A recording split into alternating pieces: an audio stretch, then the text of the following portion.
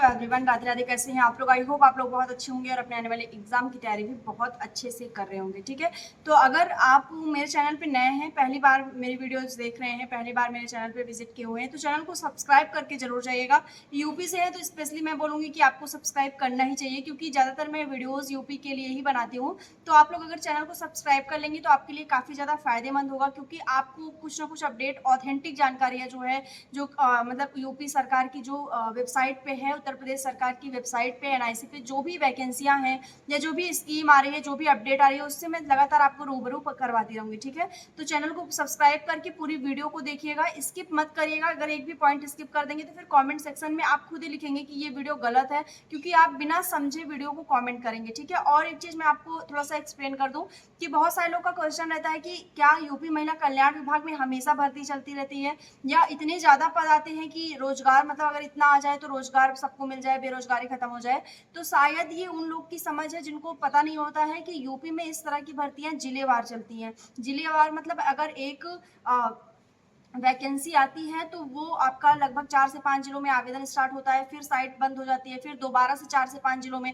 तो इसलिए भर्ती का जो प्रोसेस होता है वो बहुत लंबा होता है। ये वो लोग अच्छे से समझ सकते हैं जो 2024 में आंगनबाड़ी में इन्वॉल्व हुए थे। लगभग 1.5 साल तक उसमें आवेदन चला था, मतलब अनबिलीवेबल, इतना दिन आवेदन चला था, और उसके बाद फिर उसमें जाके कहीं ना कहीं रिजल्ट आया था और लोग को उसमें डीबी वगैरह करा के ज्वाइनिंग कराई गई थी। ठीक है, तो यूपी में ये मतलब संविदा भर्ती का यही प्रोसेस है कि जिलेवार भर्तियां चलती हैं और बहुत ही धीमी गति से चलती हैं। धीमी गति मतलब जिस जिले में आवेदन हो जाता है, प्रक्रिया वहां पे डीबी की हो जाती है, ज्वाइनिंग की भी हो जाती है, और कुछ ऐसे जिले रहते हैं जिसमें आवेदन स्टार्ट हुआ रहता है उस समय। ठीक है, मतलब एक साथ 75 जिलों में नहीं आवेदन स्टार्ट होता, ये मैं आपको बताना चाह रही हूँ। ठीक है, तो आई होप आप लोग समझ गए होंगे। तो आज की ये वीडियो आपके लिए काफी ज्यादा स्पेशल होने वाली है, खासकर अगर आप यूपी की राजधानी लखनऊ में काम करना चाहते हैं तो आपके लिए ये काफी ज्यादा स्पेशल होने वाली है। ठीक है, क्योंकि इस भर्ती में आपको 2 जिलों को मैं कवर करने वाली हूँ, जनपद लखनऊ और मुजफ्फरनगर। 2 जिलों का आवेदन आपका स्टार्ट हुआ है। हालांकि कानपुर देहात में भी आपका आवेदन स्टार्ट हुआ था, बट अभी मैं चेक कर रही थी तो शायद ये कुछ उनका जो भी सिस्टम हो कि वो नोटिफिकेशन उन्होंने हटा दिया है। रीजन मुझे नहीं पता, बट साइट से वो नोटिफिकेशन हट गया है। अभी कल मैंने चेक किया था तो वो नोटिफिकेशन था, और मैंने सोचा था कि मैं इसकी अपडेट आप लोग को दूंगी, बट सॉरी उसके लिए। फिलहाल आज का जो 2 जिला है मैं उसको कवर करने वाली हूँ, तो आप लोग ध्यान से जानिएगा। ये वैकेंसी आपका मतलब एकदम ग्रामीण स्तर पे है। अगर मैं आपको बोलूँ तो इसमें जो आपका कुछ भी शहरी स्तर पे कार्य नहीं है, कहीं भी बाहर आपको काम नहीं मिलेगा। ये आपकी ग्रामीण स्तर की वैकेंसी है, और गांव के ही जो पंचायत है वहां पे आपको ये काम करने का मतलब इसमें मौका मिलेगा। ठीक है, तो ये इसमें काम है, मतलब आप समझ ही गए होंगे कि यूपी के जो पंचायती राज व्यवस्था है उसके अंतर्गत ये भर्ती निकाली गई है, और उसमें ये संविदा पे आपको भर्ती करा रहे हैं। ठीक है, इसके बाद हम बात करेंगे तो ये भर्ती आपका पिछले दिनों में भी आई थी, बहुत सारे जिलों का नाम आया था, मैंने आपको अपडेट दिया था। अगर आपने देखा हो, नहीं देखा है तो आने वाले डेज में तो आना ही है, क्योंकि जिस विभाग पे, पोर्टल पे जिस भी विभाग का नाम आ जाता है उसमें उससे संबंधित पूरे जिलों को फिर कवर किया जाता है, पूरे जिलों में भर्ती आती है। ठीक है, पोस्ट भले अलग अलग हो, सैलरी अलग अलग हो, योग्यता अलग अलग हो, बट आवेदन तो होना ही होना है, ये निश्चित रूप से आप लोग जान लीजिए। तो पंचायती राज व्यवस्था में जो पहला आज आपका जिला ओपन हुआ है वो है जनपद लखनऊ।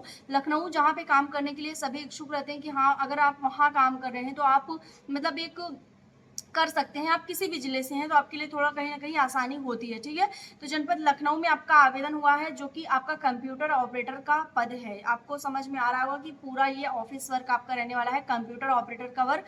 फील्ड वर्क आपका बिल्कुल भी नहीं रहने वाला है। ठीक है, तो क्योंकि पंचायती राज व्यवस्था में फील्ड वर्क भी होता है, कुछ ऐसे पोस्ट होते हैं जहाँ पे आपको फील्ड वर्क भी कराया जाता है, या फिर कुछ छोटे पोस्ट भी होते हैं जहाँ पे आपको सिक्योरिटी गार्ड, वॉचमैन, स्वीपर, इन सब के भी पद देखने को मिलते हैं। फिलहाल कंप्यूटर ऑपरेटर का पद मिला है आपको, तो काफी अच्छा पद है ये, सैलरी भी इसमें काफी अच्छी है, आगे मैं आपको बताती हूँ।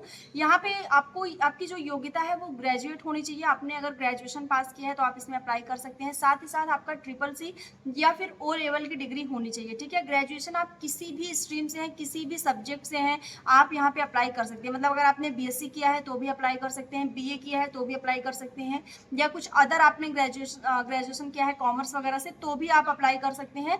बस आपके पास ग्रेजुएशन के साथ सी या ओ लेवल की डिग्री होनी चाहिए, ठीक है, क्योंकि कंप्यूटर ऑपरेटर का पद है तो कंप्यूटर का डिप्लोमा तो होना ही चाहिए आपके पास। इसके बाद इसमें आपकी एज वही रहने वाली है जैसा कि हमेशा रहता है, 21 से 45 साल।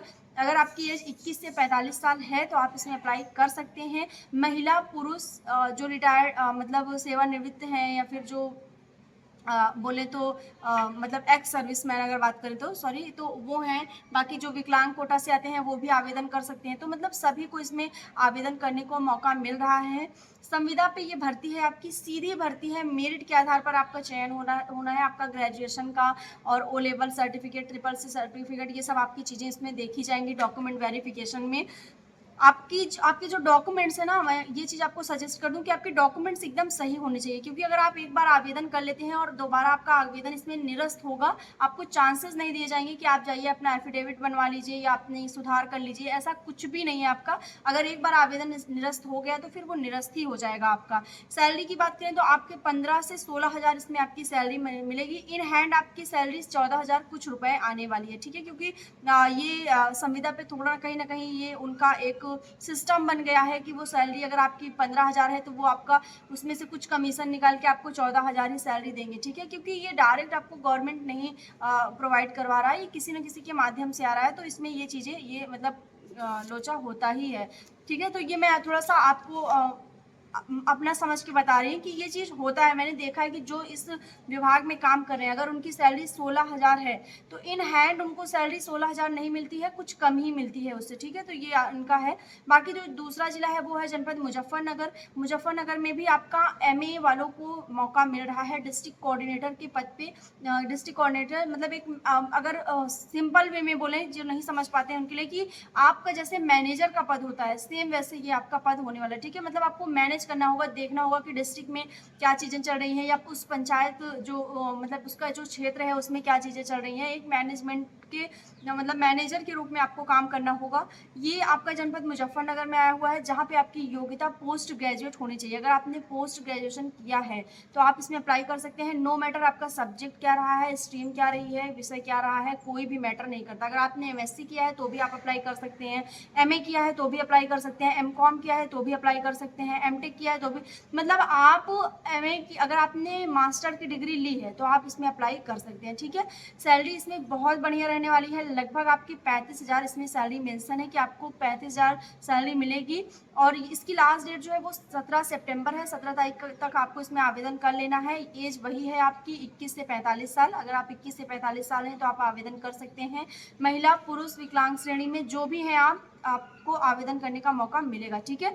तो ये 2 जनपदों का नाम आपके सामने मैं रख रही हूँ जिसका आवेदन स्टार्ट हुआ है। आवेदन कहाँ से करना है, लिंक आपको कमेंट में पिन मिलेगी। और एक चीज़ मैं बता दूं कि जब तक आप आईडी नहीं बनाते हैं पोर्टल पे आप आवेदन नहीं कर पाएंगे। तो आईडी कैसे बनाना है ये भी मैंने वीडियो बनाई है चैनल पे, आप विजिट करेंगे तो देख लेंगे, या फिर मैं लगा दूंगी आपको डिस्क्रिप्शन में, आप वहाँ देख लीजिएगा। तो ये आपका जनपद मुजफ्फरनगर और लखनऊ में आवेदन है। अगर आप स्थानीय निवासी हैं तो आप आवेदन करिएगा, अगर नहीं है अदर डिस्ट्रिक्ट से हैं तो भी आप आवेदन कर सकते हैं। आपको डाक के माध्यम से आपने जो भी डिटेल्स है वहाँ पे भेजनी पड़ेगी, और उसके बाद 1 हफ्ते के अंदर आपके पास जो प्रोसेस का जो मतलब सेकेंड स्टेप होगा वो आ जाएगा, ठीक है। तो आई होप आपको समझ में आ गया होगा। मिलते हैं नेक्स्ट वीडियो में, तब तक के लिए बाय एंड टेक केयर।